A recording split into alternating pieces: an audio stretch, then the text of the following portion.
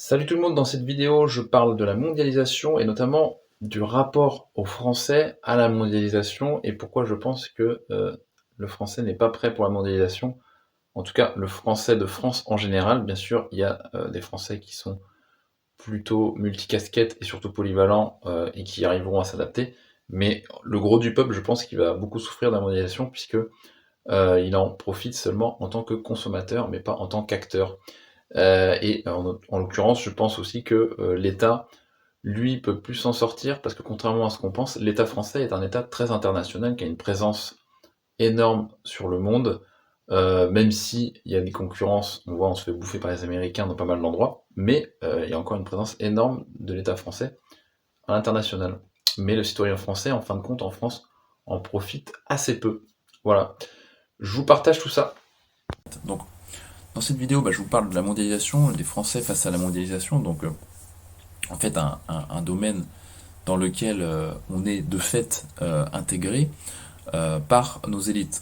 Et ce qui fait qu'en fait, le français, moi j'ai fait une analyse, je me suis dit, en fait, il n'y a aucune perspective économique pour ce pays dans la situation qui s'amène, puisqu'en fait, on est rentré dans la mondialisation sans se donner les moyens. C'est-à-dire qu'on est rentré dans la mondialisation par la consommation, ce qui est le mode le plus facile pour entrer dans la mondialisation. Le français, il achète tout et n'importe quoi, il se demande pas trop d'où ça vient, si c'est fait par voilà, des esclaves qui ont 7 ou 10 ans en usine, qui s'en bat un peu la race.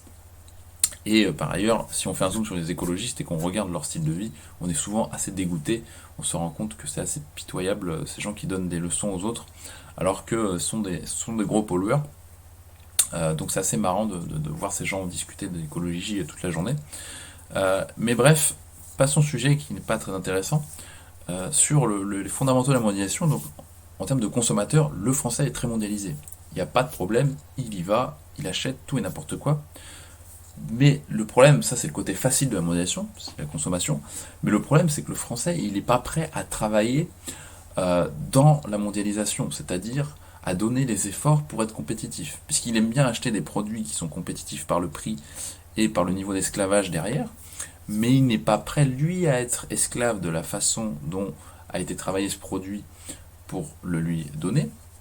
Lui, il n'est pas prêt à travailler pour 500 balles par mois, il n'est pas prêt à travailler 60 heures par semaine, il n'est pas prêt à parler plusieurs langues pour s'en sortir dans ce système mondialisé, et donc il se fait défoncer. Et donc tout ce qu'on voit ici, là, ce qui décante maintenant, en fait, qui sont cachés par les boucs émissaires Covid plus Ukraine, en fait, tout ça sont des drapeaux qu'on agite pour dire, bah oui, tu comprends, en français, c'est la merde, parce que tu vois, c'est la merde ici, en fait. En fait, non, c'est la merde parce qu'on a effectivement ce système de destruction par la mondialisation qui s'est vraiment opéré sur la France. Et là, on voit les effets maintenant, là, tout se pète la gueule, tout simplement. C'était évident, avec une monnaie en plus qui est non compétitive pour la France, où seules les entreprises qui ont l'euro peuvent s'en sortir quand elles ont un avantage compétitif sur le monde. Je pense à Air Liquide, ou le domaine du luxe, la gastronomie, Air Liquide, tout ça, LVMH, Christian Dior, etc. Enfin bref, tout ce qui est où on n'a pas trop de concurrence, on s'en sort par le haut. Mais dès que vous êtes en concurrence avec le monde, les Français, vous êtes tout de suite défoncés en fait. Et ouais, parce que dans le reste du monde, les gens sont prêts à travailler pour 500 balles par mois. Les gens sont prêts à travailler sans limitation d'heures. Il y a des semaines, ils travaillent 50, des semaines 70, il n'y a même pas de règles, il n'y a même pas de code du travail.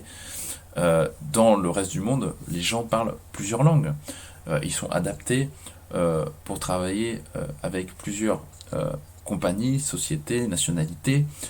Et tout ça en plus en étant payé 500 balles. Je veux dire, quand je regarde par exemple, moi j'ai beaucoup voyagé en analysant les pays, comment ils fonctionnent, les gens sur place. Si on regarde par exemple la Serbie, où on voit, on rentre dans des magasins, ou Monténégro, on voit que les gens à la caisse, qui sont vendeurs de téléphone, qui ont des boulots de base, hein, à la pompe, à essence, ils mettent l'essence, que les gens parlent plusieurs langues, alors qu'ils sont payés une misère, hein. Les gens parlent plusieurs langues et font des boulots comme ça. Le français, lui, pour qu'il parle deux trois langues, il demande un salaire au moins 2 3 000 euros, tu vois. Au moins, tu vois, si c'est pas 5 000. et quelque part, il a raison. Mais ce que je veux dire, c'est que euh, là, tous les gens en France qui ne parlent qu'une langue, c'est-à-dire le français, et qui sont dans des domaines où ils sont en compétition avec tous les esclaves du monde, mais ils n'ont aucune chance de survivre à tout ça. Donc c'est vrai qu'on s'est rendu compte, enfin, on s'est rendu compte, pas moi, mais les gens se sont rendus compte de leur baisse de niveau de vie récemment, qui est assez impressionnant. Mais c'est vrai que c'est un phénomène qui était déjà en cours depuis très très longtemps en fait. Mais les gens ne voulaient pas le voir parce qu'en fait ils étaient là, ils passaient, par exemple, ils partaient en vacances, je sais pas, 3 fois dans l'année, les petits week-ends, par-ci par-là, plus voilà les vacances d'été, etc. Ils partaient 3 fois, bon, au lieu de 3 fois après ils partaient 2 fois, au lieu de 2 fois après ils partaient une fois, ils raccourcissaient les distances, ils allaient en week-end pas très loin, au lieu d'aller très loin. Euh, et en fait, ça c'est on va dire, ce qui voilait la baisse de niveau de vie. Et en plus, on a également le fait que les gens, au lieu de louer des trucs à 120 balles la nuit, bon bah après ils descendaient à 70 euros. Donc ils partaient quand même toujours en vacances, etc. Mais quand tu arrives à zéro, c'est-à-dire zéro départ en vacances, quand tu arrives à bah tiens, je peux plus changer mon smartphone, j'ai plus de thunes, je peux plus changer de bagnole tous les 3 4 ans, c'est la merde. Donc les gens commencent à voir maintenant, mais en fait c'est juste que ça baissait de niveau de vie. Même quand tu changes de voiture, tiens, j'aurais pu prendre celle-là, bon, j'en prends une autre. Ça cache quand même. Il arrive à changer de voiture, mais là, il voit qu'il ne peut plus. Et donc, là, c'est le coût final qui se perd en ce moment. Et donc, sur 5 6 ans, ça va être un truc de fou. Mais bah, parce que le français, il n'a pas compris qu'il participe à la mondialisation en tant que consommateur, mais il ne veut pas rentrer en guerre dans ce système face aux autres pays, aux autres peuples qui, eux, ont plus la dalle. Donc, et c'est le système qui a été fait par les élites que les mecs n'ont pas vu arriver. Donc, bah, c'est marrant parce que dès que les gens en fait ont plus trop à bouffer, tout de suite ils deviennent nationalistes. C'est marrant, les Français, ils sont toujours nationalistes trop tard en fait. C'est vraiment un peu assez incroyable. Voilà, c'est bien d'être nationaliste, mais il fallait l'être avant. Et pour être nationaliste, faut chercher l'excellence dans tous les domaines de sa nation. C'est-à-dire pas seulement, c'est pas juste à agiter un drapeau français, il faut être patriote à tous les niveaux, dans la consommation, dans la production, etc. Donc bref, les élites évidemment sont contre ça, mais moi je vois, à l'époque j'avais essayé de faire du Made in France dans les vêtements, et je rentrais dans des usines, etc. en France, hein. Et quand je disais que je veux faire un truc made in France, enfin, je demandais des devis, etc. Et les boîtes me répondaient même pas. Tu vois, les boîtes me répondaient même pas. Alors pourtant, j'avais un réseau de distribution mondial à disposition dans 56 pays pour exporter du made in France. Et je me rappelle déjà, ça c'était il y a 2015-2016, les entreprises, quand je rentrais, je me souviens près de Nantes, la F Foissière, je crois que ça s'appelle. En fait, tu rencontres une directrice de boîte, puis la fille te gosse, quoi. Puis j'étais là, mais qu'est-ce que c'est que ces tocards, comme ils ont rien compris ce qui va leur arriver, mais enfin, j'hallucine. Donc, tout ça pour dire que, voilà, les Français ne sont pas préparés, et puis bah, maintenant c'est trop tard, et ils n'ont aucune chance face aux autres peuples qui, eux, sont multilingues, pas chers, qu'on la dalle, qui regardent pas trop le nombre d'heures qu'ils travaillent, donc on n'a aucune chance de gagner, tout simplement. Sauf si on est dans ces niches, voilà, luxe, gastronomie et certains domaines comme Airbus, etc. Le temps que ça dure, hein. Donc voilà. Et la seule solution de s'en sortir, effectivement, bah, c'est de mondialiser sa situation aussi et de prendre les avantages et de faire comme ceux qui vous vendent les produits qui sont fabriqués à 5000 km de chez vous et qui vous les vendent pas cher. Bah, il faut que vous, au niveau de votre foyer, vous internationalisez votre vie pour gagner aussi et profiter du coût de la vie.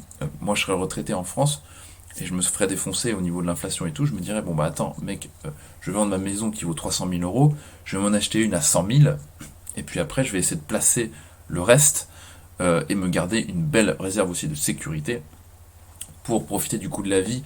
Je me suis fait baiser pendant 50 ans, les 50 prochaines années ou les 30 prochaines années, je vais essayer de moi me faire baiser, tu vois. Voilà, ça c'est un exemple pour un retraité, mais c'est un exemple qu'on peut avoir pour un couple ou quelqu'un qui est solo. Il faut mettre en compétition les coûts de vie des pays et gagner sur ces batailles-là, puisque c'est des batailles qui sont faciles à gagner. Vous avez juste à déménager donc de votre endroit dans un autre pays qui est à 2 heures, 3 heures d'avion, et vous allez avoir tout simplement le coût de la vie, il est direct, le gain il est dès le premier jour.